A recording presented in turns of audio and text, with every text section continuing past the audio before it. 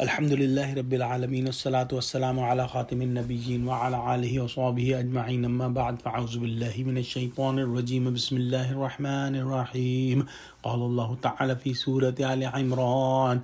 لقد سمع الله قول الذين قالوا إن الله فقير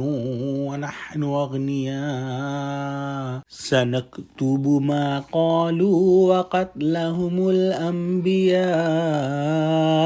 بغير حق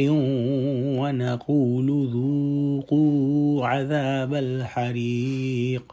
ترجمہ: خدا نے ان لوگوں کا قول سن لیا ہے جو کہتے ہیں کہ خدا فقیر ہے اور ہم امیر ہیں۔ یہ جو کہتے ہیں ہم اس کو لکھ لیں گے، اور پیغمبروں کو جو یہ ناحق قتل کرتے رہے ہیں اس کو بھی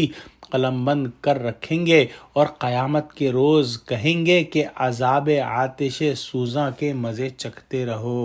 یہاں سے سورہ مبارک کے آخری دو رکوع شروع ہو رہے ہیں اور یہ نہایت جامع رکوع ہیں۔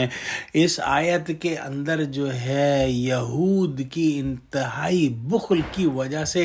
جو ان کی کنجوسی تھی اور جو پیسہ خرچ نہیں کرنا چاہتے تھے، اور جب ان سے کہا جاتا تھا کہ اللہ کی راہ میں خرچ کرو، مسکینوں کے اوپر خرچ کرو، تو وہ یہ حکم سنتے تھے اور مذاق اڑاتے تھے کہ ہم کیوں خرچ کریں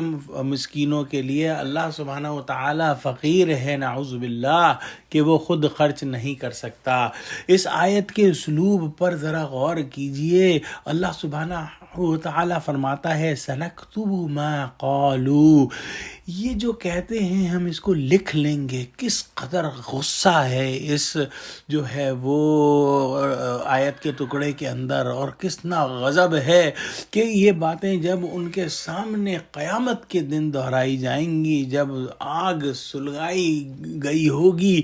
اور ان کو اس آگ میں جانا ہوگا، تو ان یہودیوں کا کیا حشر ہوگا اس وقت، اور اس وقت جو ہے ان کا کچھ بس نہیں چلے گا۔ جو آج یہ کہہ رہے ہیں کہ اللہ ہم سے قرض مانگتا ہے تو اللہ فقیر محتاج ہے اور ہم غنی مالدار ہیں، حالانکہ ایک غبی اور کوڑ مغز بھی یہ بات سمجھ سکتا ہے کہ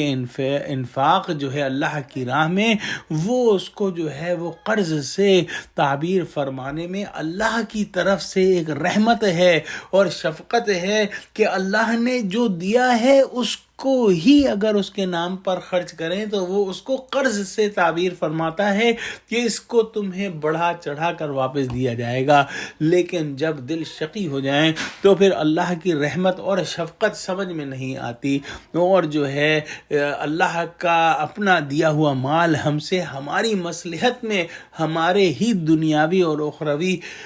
فائدے کے لیے اگر خرچ کرنے کا حکم ہوتا ہے تو اس کو جو ہے انسان نہیں سمجھتا کہ اس سے ہمارا ہی فائدہ ہے۔ لیکن یہود جو ہے اپنی خباثت کی وجہ سے احسان ماننے کی بجائے ان لفظوں کی ہنسی اڑانے لگے کہ اللہ کو جو ہے وہ قرض درکار ہے، لہٰذا فرمایا کہ تمہاری یہ باتیں اللہ کے ریکارڈ میں ہے اور اس پر جو کارروائی تمہارے ساتھ ہوگی بس اس کے منتظر رہو۔ پھر فرمایا اس آیت کے آخر میں کہ تمہارے گناہوں کی فہرست یہیں ختم نہیں ہو جاتی، بلکہ تمہارے اوپر معصوم نبیوں کا ناحق خون بہانا بھی تمہارے سر ہے۔ جس طرح یہ نالائق جملہ ایک نمونہ ہے تمہاری خود شناسی کا، وہ نالائق کام نمونہ ہے تمہاری تعظیم انبیاء کا۔ جب یہ پوری مثل پیش ہوگی اس وقت کہا جائے گا کہ لو اپنی شرارتوں کا مزہ چکھو، اور جس طرح تم نے طعن و تمسخر سے اولیاء اللہ کے دل جلائے تھے،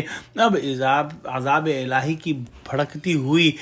آگ میں جلتے رہو۔ پھر فرمایا ذَلِكَ بِمَا قَدَّمَتْ أَيْدِيكُمْ وَأَنَّ اللَّهَ لَيْسَ بِظَلَّامٍ لِّلْعَبِيدِ۔ ترجمہ: یہ ان کاموں کی سزا ہے جو تمہارے ہاتھ آگے بھیجتے رہے ہیں، اور خدا تو بندوں پر مطلق ظلم نہیں کرتا۔ گویا جب آگ کے اندر جلنا ہوگا ہمیشہ ہمیش کے لیے اور چیخنا اور چلانا ہوگا تو وہ اللہ کی طرف سے کوئی ظلم نہیں ہوگا، بلکہ وہ ان چیزوں کا بدلہ ہوگا جو یہ کرتے رہے ہیں، جیسا کہ دو مثالیں پچھلی آیت کے اندر بیان ہوئی۔ دو دعا کرتے ہیں کہ اللہ ان کو قرآن کا فہم عطا فرما اور ہمیں اپنی زبانوں سے صرف اچھی بات کہنے والا بنا. آمین. وآخر دعوانا الحمدللہ رب العالمین. السلام علیکم ورحمۃ اللہ وبرکاتہ.